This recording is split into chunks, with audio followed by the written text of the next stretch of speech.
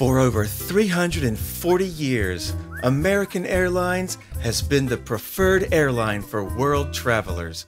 From Los Angeles to Constantinople, American Airlines has been fulfilling dreams. Whether it's New Amsterdam or Toronto, we'll get you there and back in style and comfort. Next time you fly, choose American Airlines, making this large world just a little bit smaller. Terrorism? Not on our watch! Brought to you by the American Society of United Americans, LLC. Please keep your hands and feet inside the borders until the ride has come to a complete and full stop.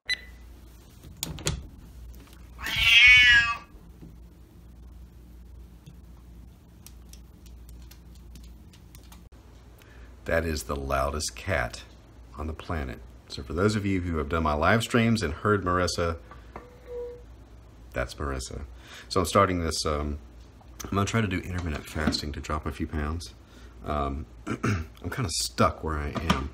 And just for sparring and all that, I wanna get a little faster. So I can't eat until noon today. So it's like 16 hours and then you eat 5 hours. We'll see how this goes, but I can drink coffee. I'm going to destroy the entire planet with my K-cups. So my studio is a complete disaster right now. I really need to clean it up. I like to say I know where everything is, which I know that my markers are here, but a specific marker might take a minute to get to. I don't know why this old Hardee's thing is here. It's got like pins from when I think I had this in high school. It's just like one of those things that just gets carried along in your life. It's like drafting. It's drafting my life. The moose. I guess that's Hardee's. Anyway, so just a bunch of doodles and stuff. I'm getting through all the Kickstarter things. This is a Kickstarter reward. These are $40 sketches that I still got to get out. Some Kickstarter stuff, all this is going out this week. That's my goal. But I keep putting things like right here and then over here. So what happens is this reaches critical mass, and then I start putting things over here, and it starts creeping into my computer, towards my computer area. So I sent out a tweet asking what people thought I should do for topics for the vlog, and somebody said to talk about how I broke into comics. Now, the thing about breaking into comics is that it's different for everybody, and it's going to become increasingly different as the market changes. I mean, comic sales are down. It's always been competitive, but here's how I got in and kind of where I want to head next. So I first did I started doing my own creator-owned book. Probably 2004. It was called Gravy Boy. It's a story about a kid who gets the destiny to be the world's greatest hero, and he was supposed to get the power to manipulate gravity at will, but gets the power to manipulate gravy instead. Hilarity ensues. We did, me and my co-creator Marty Blevins did 4 issues, and we tried to publish through Diamond. We self-published. I think we used Kablam. By the way, if you're Kablam, ka-blam.com, does some print-on-demand stuff. So if you're looking to have like a small run of things done, in the past they've been really good to me. I haven't used them in a while, but they're still around, so check them out. So we published this book, and we did. I remember one year at Heroes, we sold 200 copies? 100 copies. 100 copies of a floppy comic, which now, saying out loud, sounds ridiculous, because it is. That never happens. Then we went to San Diego that year and sold 200 copies.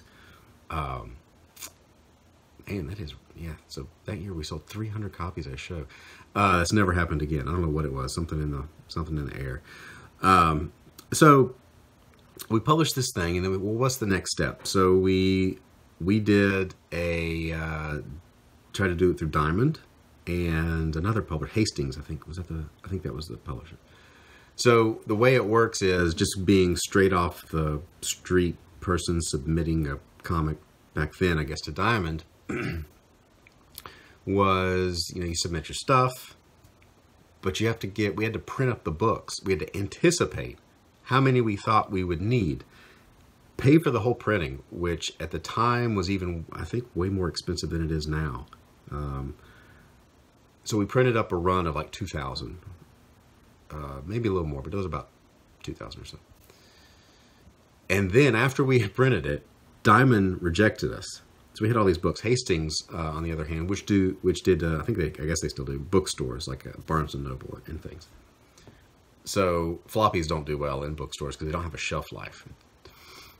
They're magazines. So we, when Diamond said no, where do you go, right?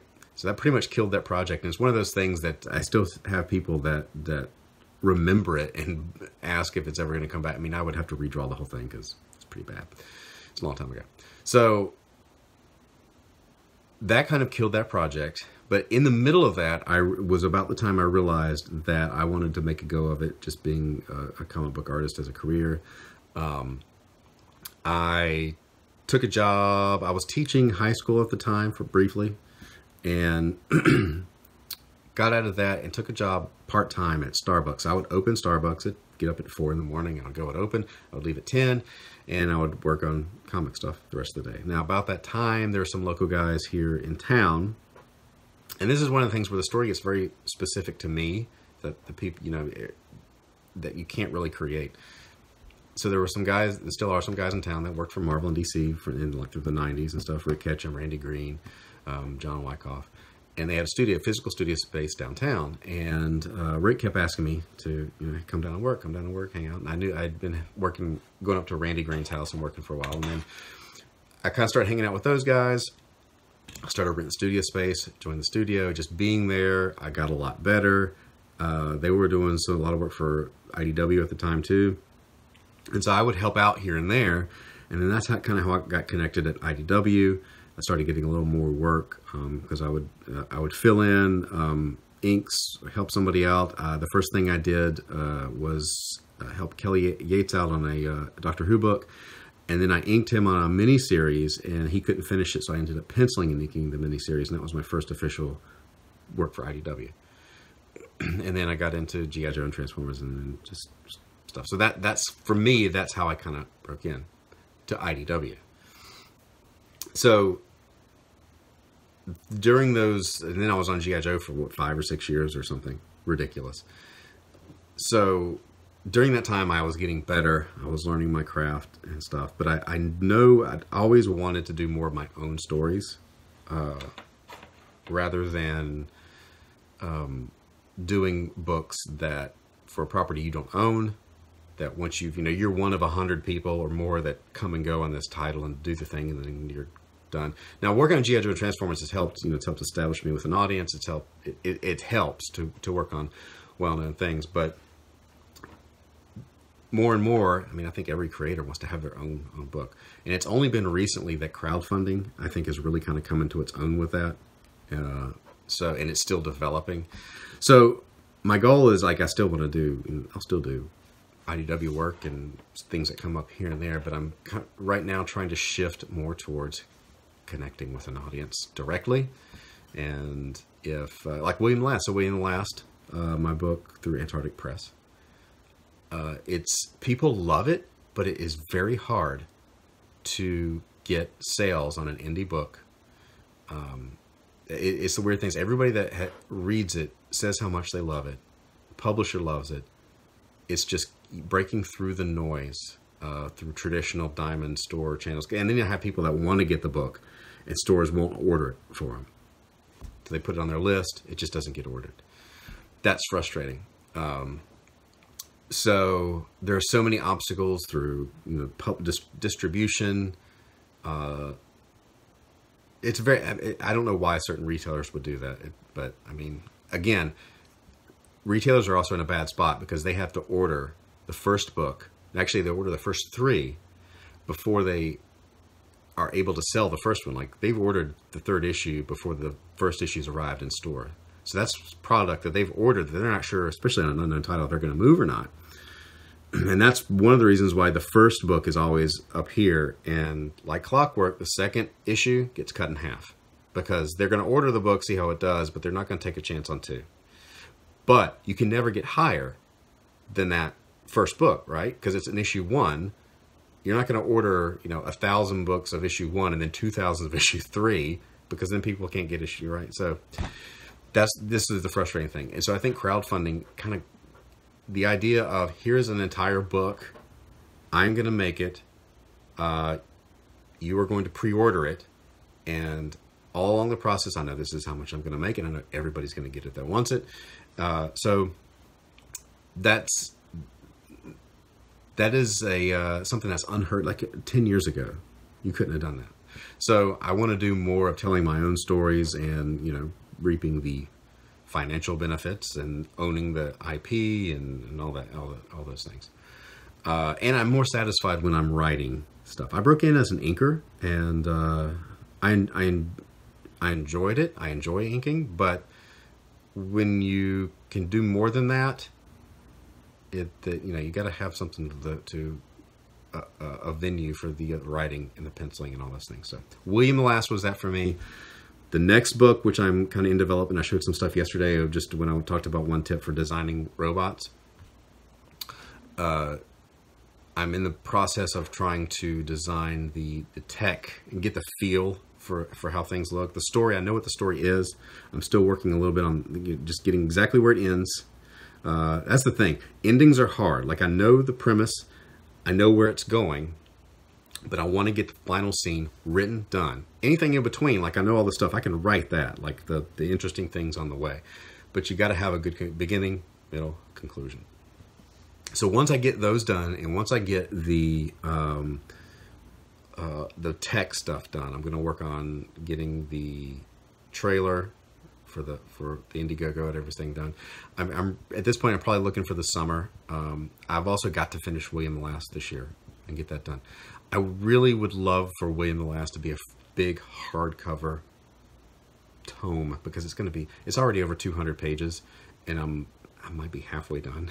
So maybe it'll be 2 volumes. I don't know. But I have to brainstorm and see what the options are. And this position with the camera looks like I'm a saint with my wall's on fire. Anyway, so if you like the video, sub. We passed 5,000 subs, by the way. I'm going to do probably this weekend, I'm going to do a live stream. I'm going to draw a Transformer. I put a poll up on Twitter, Transformers 1. I put Transformers, G.I. Joe, William the Last, and a Marvel or DC character. So which should I draw to give away? For a long time, William was above Marvel and DC, and it ended just behind it. So I was like, oh, okay. That makes you feel good. But Transformers 1. So I'm going to do a Transformer drawing live on a live stream, and then I'm going to give it away to somebody in the chat. That's going to be my 5,000 giveaway. So if you're not subscribed, help push it to 10,000. 10,000, I'm going to do something bigger. Not sure what, but do something bigger for 10K. Subscribe, hit the bell twice to get all the notifications. This Thursday here on this channel, Paranormals with Elliot Fernandez. We're going to talk about, I think we're going to talk about whose state has the best monster, because every state has its monster. And I think ours might have North Carolina might have the grossest monster. But I'll see what Elliot's got for Florida. But I'm going to pit ours against his. I think there's video of ours. So anyway, thanks for hanging out, and see you tomorrow.